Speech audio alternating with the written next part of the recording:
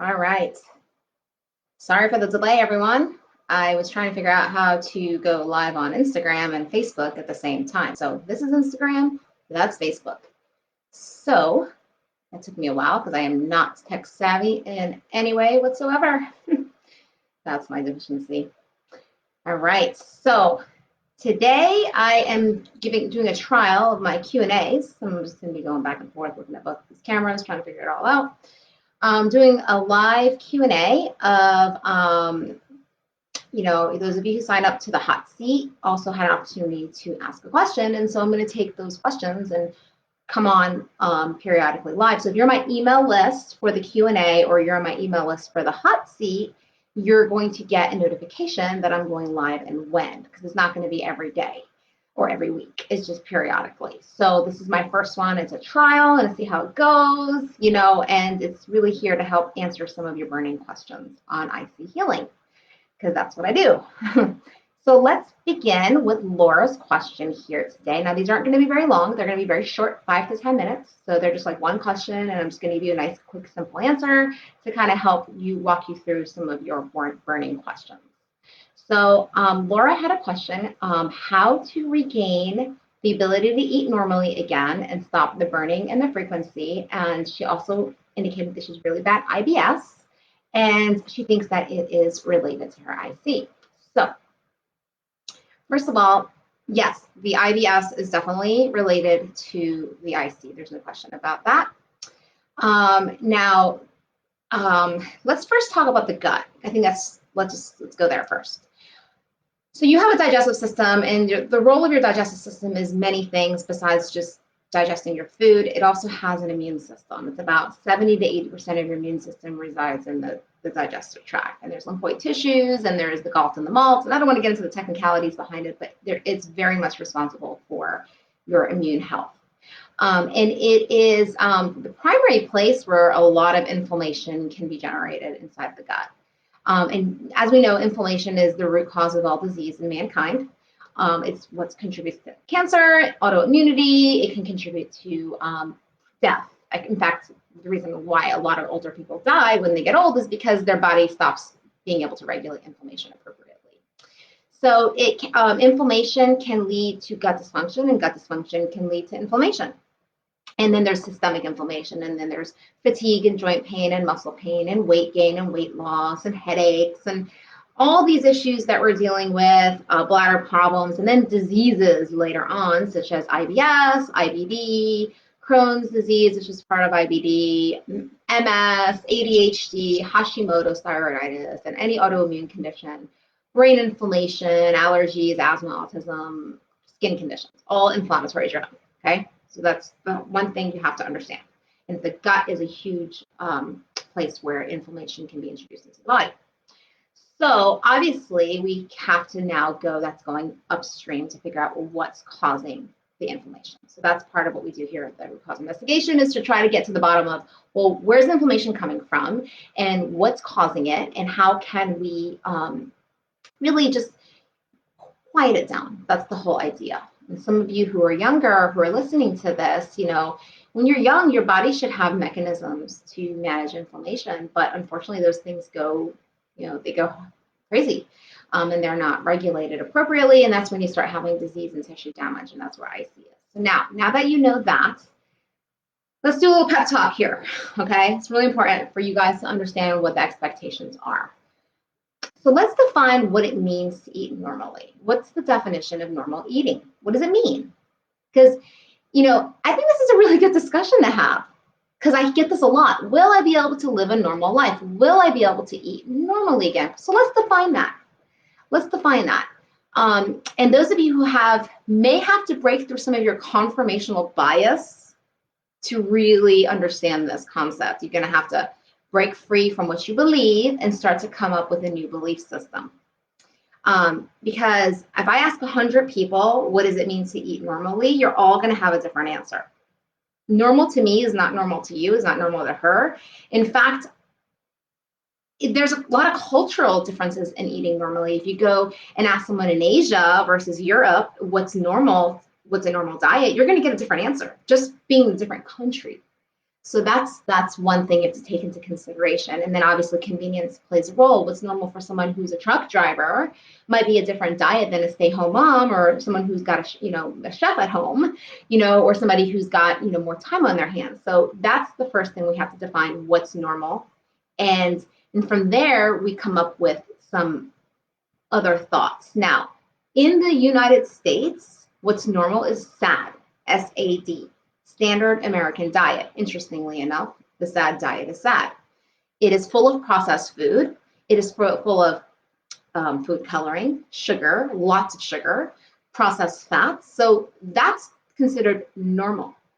Now, is that what we want to be? Is that what normal is? Like when you want to put your IC in remission, do you want to go back to that? So that's where we have to come up with some life coaching to really help reframe the brain as to what's normal and what you should expect when you're in remission. So let's define that first. Now, when you have a health condition like IC, I'm sorry to say this, and I'm sure some of you guys who are listening to this aren't going to like to hear this. You're going to develop a new normal. Okay, let me give you a great example. Let's imagine someone has diabetes. Okay, they've been diagnosed with diabetes. They have to take medication or insulin, right? That's pretty serious, right? Their diet when they got diagnosed was a certain way. Normally, it's high in processed foods and sugar. Their new diet when they go into remission is different. Now, let me pose the question to you, and you guys can answer in the comments. Someone with diabetes, if they go back to eating the food that caused their diabetes, will their diabetes come back? I mean, it's a really simple question. You can answer this in the comments because I want to hear from you. Will their diabetes come back? Because I'm going to tell you the answer is yes. I don't see anyone responding, but that's okay. It's all good. This is a really good topic of conversation. Their diabetes will come back. Or let's talk about someone who has an egg allergy. They can't eat eggs, or they have heart condition and heart disease, and there's certain fried foods that they have to avoid. That's a lifelong change for these people because that disease process has been turned on. So once you have something like IC or an autoimmune condition, that disease process has been turned on. So once it's turned on, you can turn it off, but you have to maintain the lifestyle that you did to turn it off. That doesn't mean restricting. See, that's the half glass empty mentality I get from a lot of people that I need to restructure and reframe. Half glass empty is, oh my God, my life's over. That's a death sentence. I can't eat. Well, that's not true. You just have to work with someone like me to help find a diet. And I love my diet. My diet's great. Now, granted, it's a little challenging going to restaurants, but not so much anymore because more restaurants are accommodating for people who have specific diets. So that's the thing is, so you have to embrace a new normal. And what is that new normal? Well, we have to find out what your triggers are. And that's part of what I do is finding out if you have IC and IBS, well, what are your triggers? Maybe you have to run a food sensitivity test. Maybe we have to do the FIT test to find out what kind of foods are actually inflaming your body. It's not a forever thing. You go on an elimination diet, you do the food sensitivity test, you might be on it for a month or two, maybe 3, and then you reintroduce foods back in as you're healing the gut. So that's really what I wanted to tell you is you're going to develop a new normal. Your new normal is something that you can do that's going to help heal your body, nourish your body, but also something you can enjoy. And I think a lot of people, their mind is so half glass empty that they think that, oh my gosh, it's the end of the world. So, and it's not the end of the world. It's not. So that's the first thing. Now, we have to find out what is also causing the problem. Is it parasites in your gut? Do you have mold? Do you have dysbiosis? Is there an infection? Do you have a gluten allergy or a sensitivity? Are you celiac? Dairy? I mean, there's a lot of things at play. You have to find them first. So this involves the process that we call the 5 R's. You probably have heard this before, but this is the heart of functional medicine. And what I do as a CNS, Certified Nutrition Specialist, this is what we do. This is really the heart of our scope of practice is the 5 R's. So the first one is remove. So we get rid of things that are affecting your GI tract, and that could be foods, it could be parasites, it could be bad bugs, it could be yeast. And then we go on some type of elimination program. So that could be involved with a diet, it could be some herbs you're taking, it could be some binders. Everyone's different. There's no specific protocol. And people ask me, what's my protocol? What's my protocol? Or give me a global protocol. I can't do that because I don't know you. If I don't work with you, I can't just throw a protocol at you. That's wrong.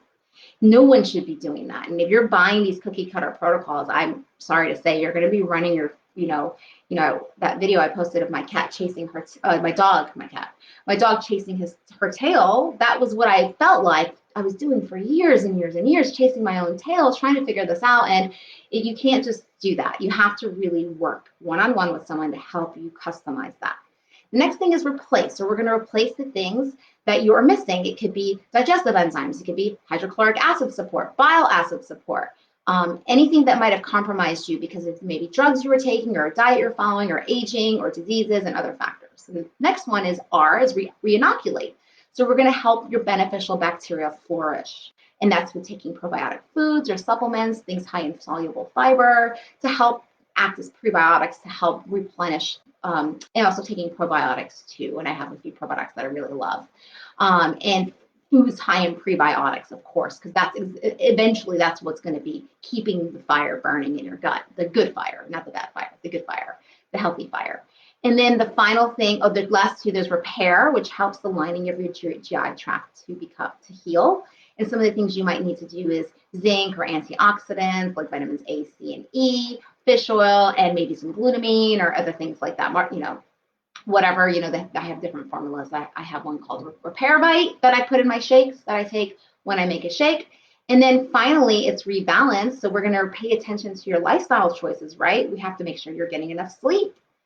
Are you stressed out? Or do you have any downtime? Are you exercising? You guys know I love exercise.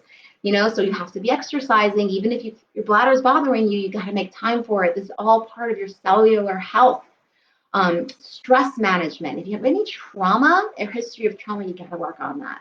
I have a lot of people who have a history of trauma, and that is, I always tell them, if you don't heal that, you're not going to heal. You're only going to get so far. You've got to work on the things that have plagued your body over the years that get stored in your muscles. And finally, activating your vagus nerve is really important. And in fact, that's one of the reasons why people end up getting SIBO, small intestinal bacterial overgrowth, is because of their vagus nerve being a little sluggish and just not activated properly. So I know that's a long-winded question, and I'm right at 12 minutes. But I wanted to pop in to give you guys some insight and also answer some of your Q&A. So again, if you want to ask me a question, go ahead and fill out the form in Instagram, people. You guys are going to be in my link tree. It says hot seat and Q&A form. Fill that out. If you don't want to do the hot seat, that's okay. You can just select no. So, but if you want to be the hot seat, then let me talk about that. The hot seat is basically a free consult that you're going to do live, and we're going to do it live in my private Facebook group. And then I'm going to email the replay to people who are on my mailing list. So it's a private group. It's a private group. It's not open. The other people aren't going to see it, but it would be conducted live. But it is free, but it is live. And I've already have the rest of this month and part of March already booked. So it seems to be pretty hot. It gives you an opportunity to work with me, without any obligations. And you just get like one initial intake with me on live. And, if you want to sign up at the end, you can. You don't have to. There's no obligations for that. But you can also ask your questions, and I'm going through all the questions, and I'm trying to go in and answer them periodically throughout the month. So this is my first one. I hope you guys enjoyed that, and I will see you guys. I have a hot seat plan tomorrow in private Facebook at 6 o'clock with Shannon. Hot seat with Shannon at 6 o'clock tomorrow. So we'll see you then. Bye-bye.